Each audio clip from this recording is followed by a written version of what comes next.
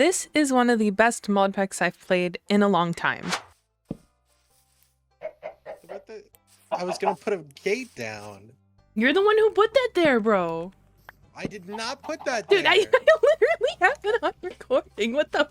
I did. You put it there. Dude, welcome to Skyblock Burgeria, a lightweight mod pack that uses Cube.js to make a completely functional Burgeria minigame within Minecraft. On a Skyblock map, no less. It's truly a feat to pull that off. My friend Ozzy found this mod pack while scrolling on CurseForge, and we decided that we would spend an entire day playing it through, which led to us playing it for like 12 hours straight, not even gonna lie. And today I'd like to talk to you about it because I had an amazing time playing this pack with my friends. Of course, playing with friends makes the heart fonder, so keep this in mind, but I still think the gameplay would translate well in single player. Quick disclaimer, all of my content is made over the course of a few weeks, sometimes longer, which typically means more updates have come out for this mod pack since I started playing. This is because modding is an active development space. Please look over the changelogs to see what changes have been made in that time. Performance-wise, this pack does really well. Most of the mods in here are library mods, with the heaviest content stuff being Create, Farmer's Delight, and then arguably Minecraft Comes Alive. Also, it's Skyblock. If it performed bad, that would be impressive. Though, MCA does tend to spam spawns if you leave the world open in AFK, but this is easily fixed with a broom to shoo them away. Obviously, Create can be a drain on frame rate, but that can't really be avoided. The design philosophy of this mod pack is amazing. The first quest is something I highly suggest you read, as it talks about things that hit home with me personally. The dev encourages people to make spin-offs and urges people to get creative with their projects as well. It's a refreshing perspective. This pack is simple, it sets a goal, and it achieves it. I get asked a lot about mod packs I recommend with extensive quest books, but I don't tend to enjoy packs that have them as a core piece of the gameplay and pack content overall. More often than not, quests are mentioned as a selling point for a mod pack, and then they're just collect things from X mod instead of anything meaningful. I mean, take this quest book on screen as an example. It's actually so much work on the dev's part for what isn't any meaningful content. When the pack is advertised as having 500 plus quests, it makes me groan a bit internally. What was even crazier about this specific example is my friend was the one playing this pack, and he assumed the quest book was the default tutorial for the mods featured. Which means it's great at teaching the mods, sure, but that also means that it has nothing that ties it to the mod pack, which is a bit depressing knowing how much time had to have been devoted to it. And that's not to say I don't like quest books. I do, when they serve as an optional guide for players that may be unfamiliar with the mods the pack features, and that makes them genuinely so good. Some mod packs just suit them too, like ones that are trying to create a campaign or hone in on RPG style gameplay. I think there's a lot of potential, but a lot of the time it's used as a cheap selling point and the poor developer spends forever on 1,000 quests that are just nothing burgers. I also think when the devs made significant changes to mod configs, they can be a great tool to communicate that. Here, it serves as a guide, since a lot of the systems present are unique, and this works well to communicate that and give some extra rewards on top of it, which I like a lot. The fact that this pack makes the entire minigame with Cube.js is insane to me. I love how it works, letting you see the order on the side, and that customer orders are a bit ridiculous sometimes. Seriously, we had some people ordering like 4 tomatoes on buns, and that was the whole order. The way the whole thing works is so much fun, and I think it's insane to think that there's genuinely a way to get a mini game like this in Minecraft without a mod that explicitly does it. I wish the block was movable without running into issues, but I know this might be a bit of a limitation of working within Cube.js and not with a full-blown mod. That being said,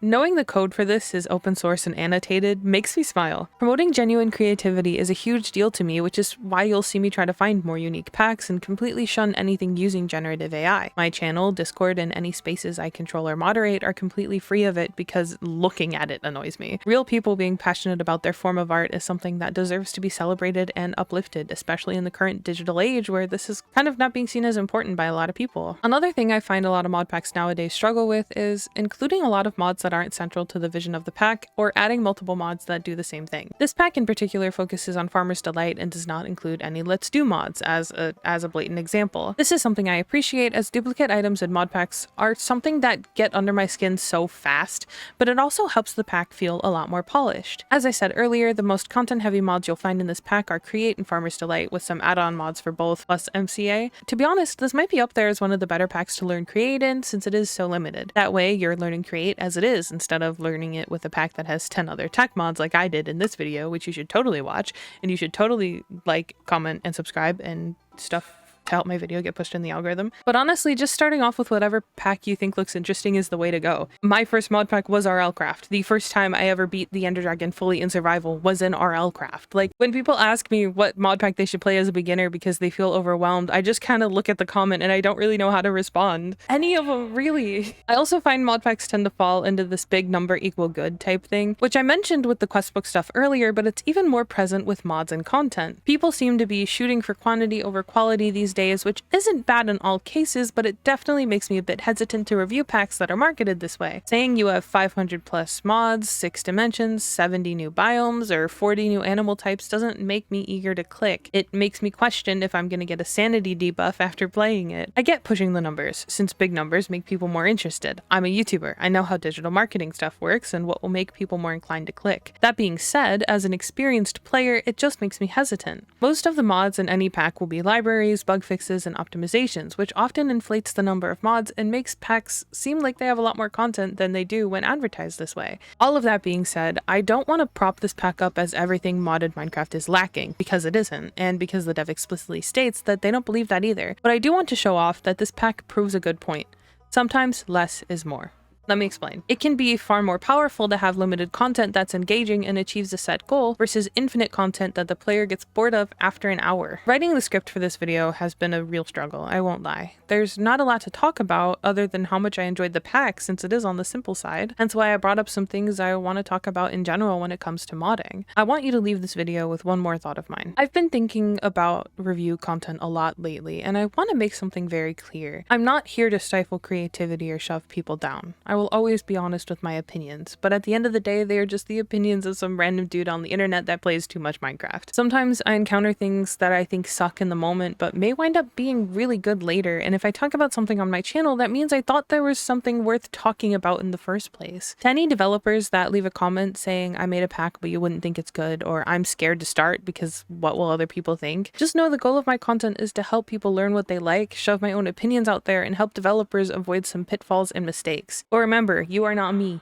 and I am not you. It's the same thing I tell other content creators that I know or smaller creators that I meet. This time last year, this is how many subscribers I had. You just gotta put yourself out there. Start making the thing. Start doing it. You'll get better as you go. And that's okay. If you can't look back on your old stuff and cringe, then you're doing it wrong. Ultimately, your project is your own, and you will never make anything good if you don't make anything at all. Take in criticism, but stay true to your vision. As always, make it exist first. You can make it good later. Trust me, I understand being a perfectionist, but if you wait for the perfect time to put something out, if you wait until it's perfect, you will never wind up putting anything out. You just gotta start. Love you guys. Stop getting so in your heads. If you like this video, you will probably like this one too. I make a lot of mod pack review content and I have a whole playlist dedicated to it. I also have a whole playlist dedicated to me organically playing through mod packs in a kind of 100 days style-ish recap thing. You should go check that out. Thank you. Let me know what mod packs you guys want to see, because I'm kind of getting a little lost on what to do. So see you later.